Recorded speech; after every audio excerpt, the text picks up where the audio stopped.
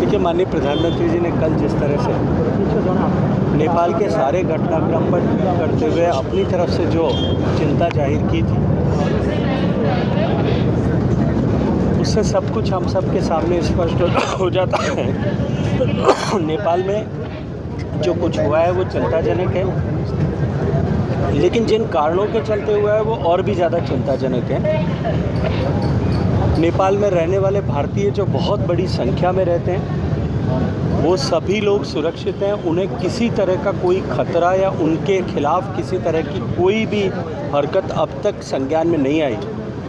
जो पर्यटक भारत के नेपाल में थे, दर्शनार्थी थे, कुछ लोग कैलाश मानसरोवर की यात्रा के चलते हुए उस मार्ग पर थे, उन सब लोगों से निरंतर संपर्क बनाया हुआ है, क्योंकि वहाँ अभी नोटम लगा है, वहाँ किसी भी तरह का एयरपोर्ट ऑपरेशन नहीं हो रहा है। भारत सरकार सतत दृष्टि इस पर बनाए हुई है।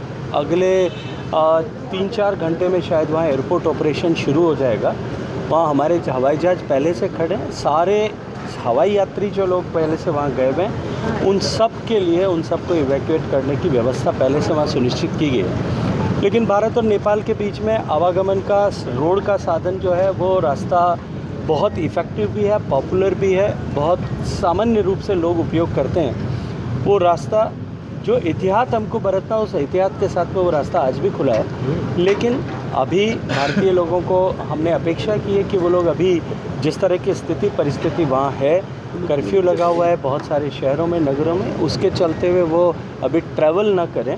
लेकिन जैसे ही स्थितियाँ अगले एक आध दिन में सामान्य हो, रेल के रास्ते से वो लोग भारत में आराम से आ सकते हैं। विशेष मीटिंग करने वाले सिर्फ पीएम इसी को लेकर, वो मीटिंग ऑलरेडी कल पीएम साहब जब दिल्ली में पंजाब और कश्मीर की यात्रा करके, हिमाचल, पंजाब और जम्मू की यात्रा करके बाढ़ की स्थितियों का आकलन करके लौटे थे, तब आते ही उन्होंने इन सारी व्यवस्थाओं पर सुरक्षा संबंधी कैबिनेट की उप समिति के साथ बैठ करके और सारी व्यवस्थाओं पर विचार किया था, सारी स्थिति परिस्थिति की समीक्षा की। 80 लाख नेपाली अपने भारत में भी हैं। निश्चित रूप से वो हमारे मित्र हैं। नेपाल हमारा मित्र राष्ट्र है। नेपाल के साथ हमारा रोटी बेटी का संबंध है। नेपाल के साथ हमारा दिल का रिश्ता है, और वो रिश्ता हज़ारों साल पुराना है।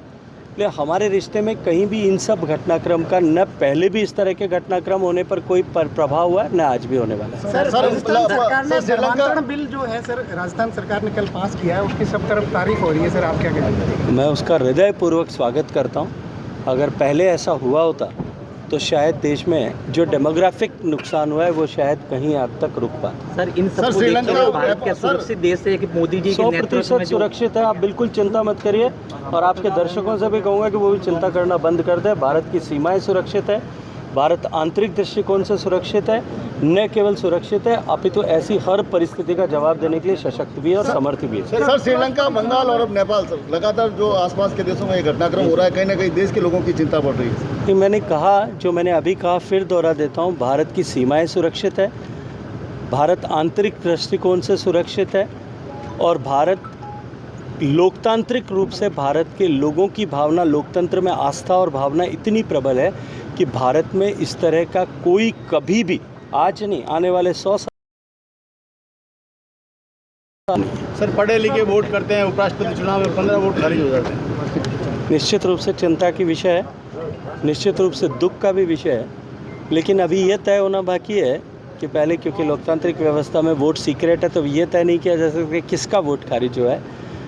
लेकिन जिनका भी हुआ है वो निश्चित रूप से हम सब के लिए दुख का विषय। सर, जोधपुर एयरपोर्ट उद्घाटन के करीब पहुंच रहे हैं। चलिए, इंतज़ार करिए, अच्छा होगा। भारतीय एनडीए, जैसा मैंने पहले भी कहा था, कल सुबह आप ही के मीडिया के मित्रों ने दिल्ली में, जब मैं वोटकास्ट करके 10:30 बजे निकला था, तब मुझे पूछा था कि राहुल गांधी जी ने और सुदर्शन रेड्डी दोनों ने, उन दोनों ने ही अंतरात्मा की आवाज़ पर वोट देने का आह्वान किया। और तब मैंने कहा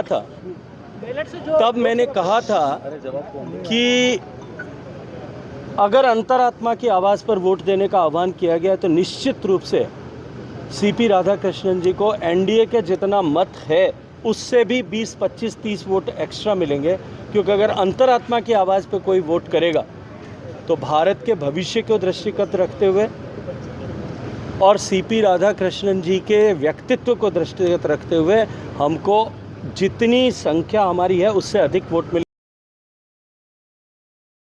जहाँ तक बैलेट पर प्रश्न खड़े करने का मैं सिर्फ इतना कहना चाहता हूँ कि जो कल तक ईवीएम पे प्रश्न खड़ा करके बैलेट को अच्छा बता रहे थे,